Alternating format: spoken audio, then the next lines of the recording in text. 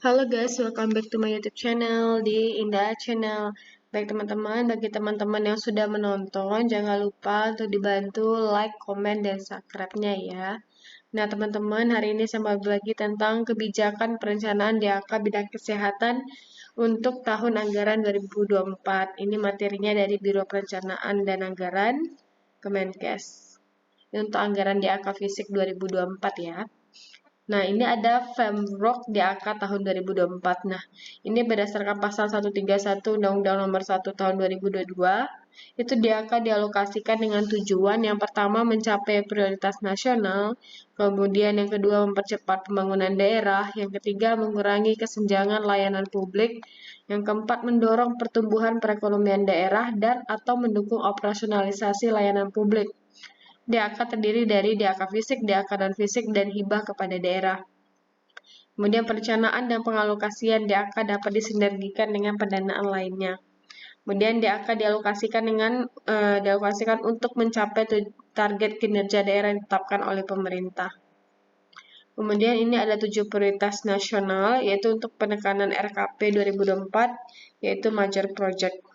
Nah, kebijakan umum DAK yaitu memperbesar dampak DAK melalui penerapan konsep tematik, holistik, integratif, dan spasial atau disingkat dengan DIS. Kemudian untuk memperkuat sinergi pendanaan antara DAK fisik, DAK non-fisik, dan hibah, serta DAK dengan sumber pendanaan lainnya. Kemudian ini pengurangan kemiskinan dan penghapusan kemiskinan ekstrim. Kemudian yang kedua mendukung peningkatan kualitas pelayanan kesehatan dan pendidikan. Yang ketiga penguatan daya saing usaha. Yang keempat percepatan pembangunan infrastruktur dasar dan konektivitas pembangunan rendah karbon dan transisi energi. Selanjutnya ini adalah timeline perencanaan dan penganggaran DAK tahun 2024. Nah, itu diawali dari bulan Januari, yaitu penyusunan rancangan arah kebijakan DAK tahun 2024. Kemudian bulan Februari, yaitu penyusunan rancangan arah kebijakan DAK tahun 2024. Kemudian bulan Maret masih sama, yaitu penyusunan rancangan arah kebijakan DAK tahun 2024. Untuk bulan April, yaitu rapim penetapan arah kebijakan DAK 2024.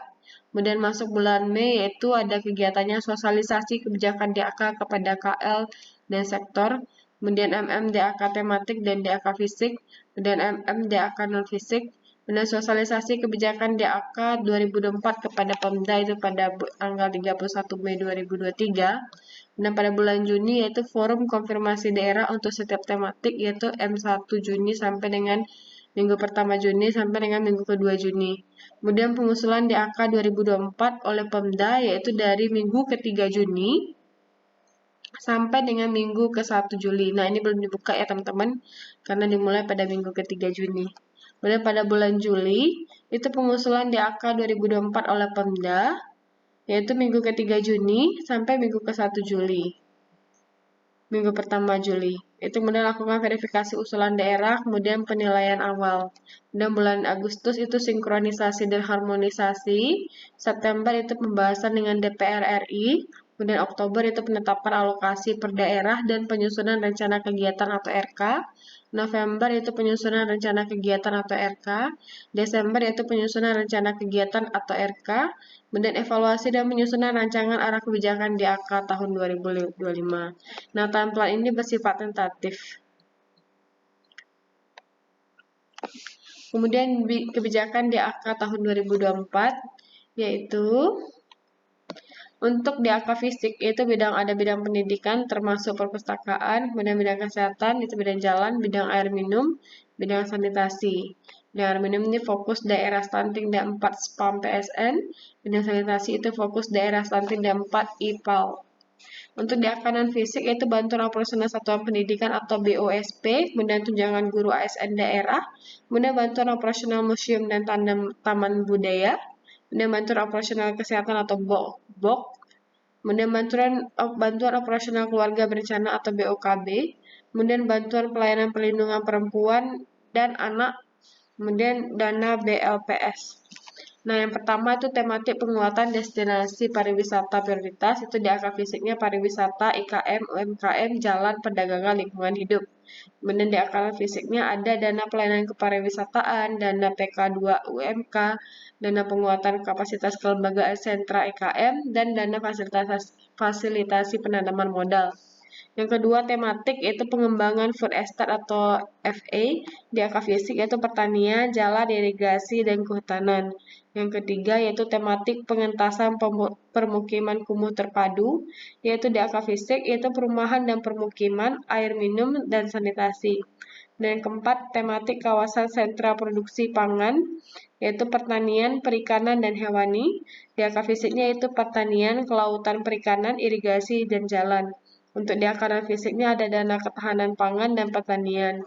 Kemudian tematik yang kelima, tematik peningkatan konektivitas dan elektrifikasi di daerah afirmasi.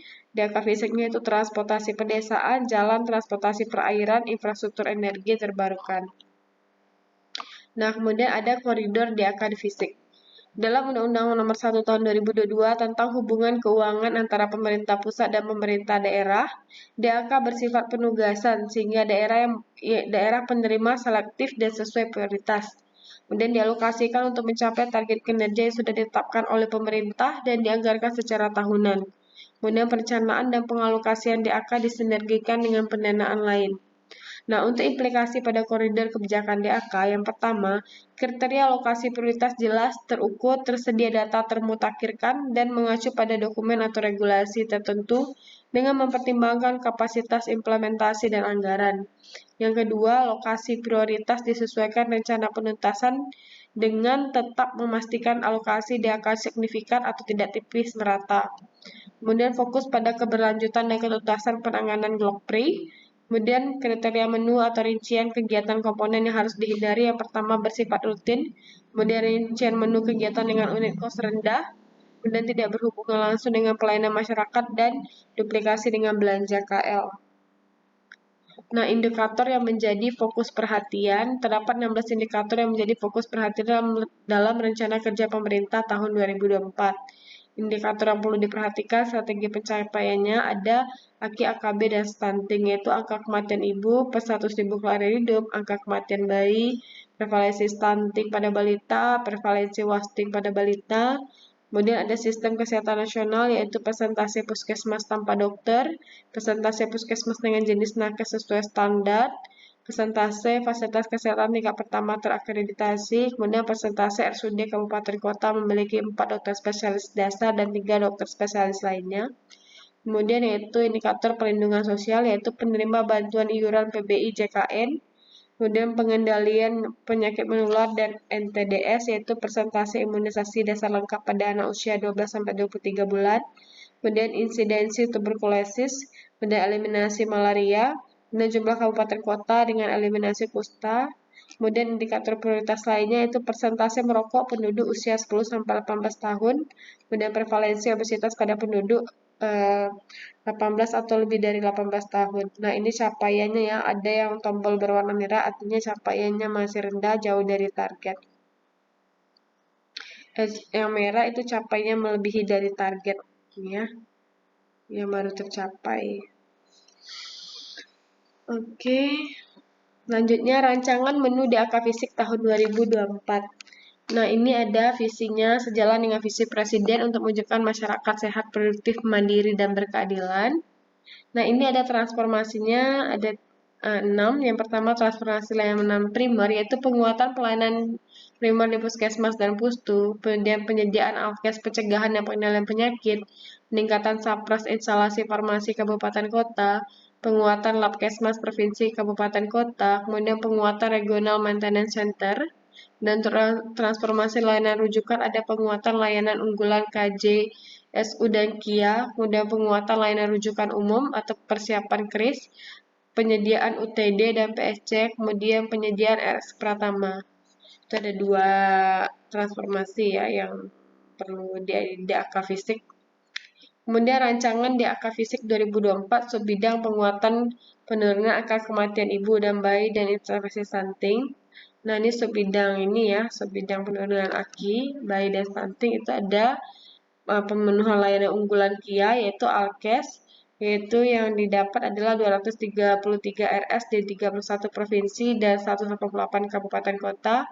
Keterangannya yaitu pemenuhan alkes layanan unggulan KIA sesuai stratifikasi. Ini ada jenisnya. Kemudian peralatan imunisasi dasar lengkap yaitu vaksin regenerator dan temperaturologer. Vaksin regenerator terdapat 682 puskesmas di 196 kabupaten. Kemudian temperaturologer itu 4.000 puskesmas di 227 kabupaten kota. Ini kegiatannya ya. Kemudian penyediaan unit transfusi darah atau UTD, itu ada sarana pembangunan atau renovasi, ada prasarana UTD, alat UTD, mobile UTD, yang dapat 52 rumah sakit di 2 provinsi, 58 rumah sakit di 2 provinsi, dan 56 kabupaten kota. Keterangannya ini ya. Kemudian penguatan PSC itu sarana dan ambulan PSC itu di 40 kabupaten kota, yaitu penyediaan bangunan dan ambulan darurat di kabupaten kota yang belum memiliki PSC. Kemudian mendukung penurunan AKKB dalam membantu dalam merujuk ibu hamil akan melahirkan, menangani kasus kedaruratan sehari-hari.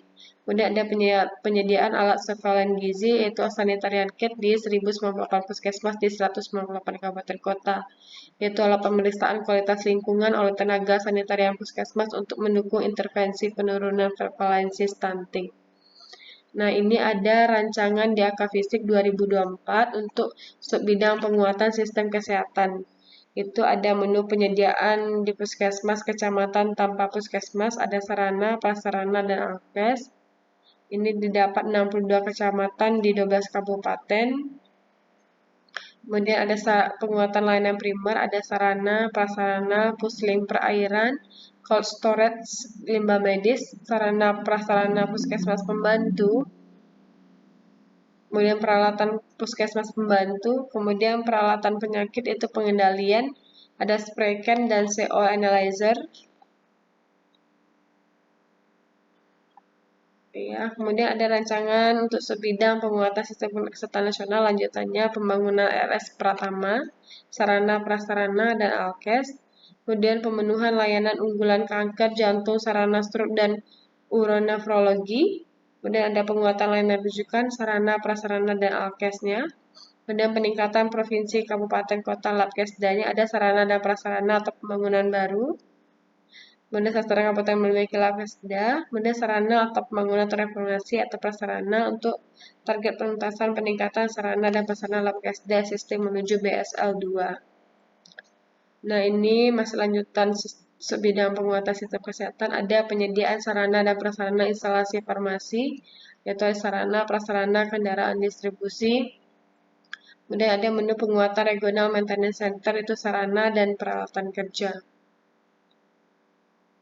Nah, tindak lanjut pengusulan daerah dalam rangka pengusulan DAK 2024 yang lebih tajam, pemerintah daerah agar memperhatikan kesiapan usulan untuk mempertimbangkan kapasitas pelaksanaan, memastikan kesiapan pelaksanaan, dan melengkapi dokumen kesiapan seperti kesediaan lahan, strategi operasional, komitmen dukungan pemerintah, dan sharing APBD.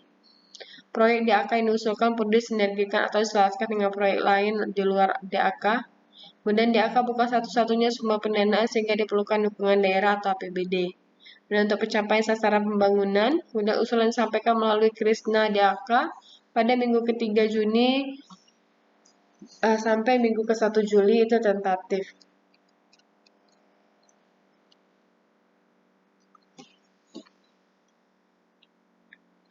Oke, cukup sekian tentang menu dan tahapan-tahapan perencanaan untuk DAK Fisik 2024. Semoga membantu. Apabila ada yang mau ditanyakan, boleh tanyakan di komentar. Jangan lupa teman-teman untuk dibantu like, komen, dan subscribe-nya. Thank you. Terima kasih. Sampai ketemu kembali.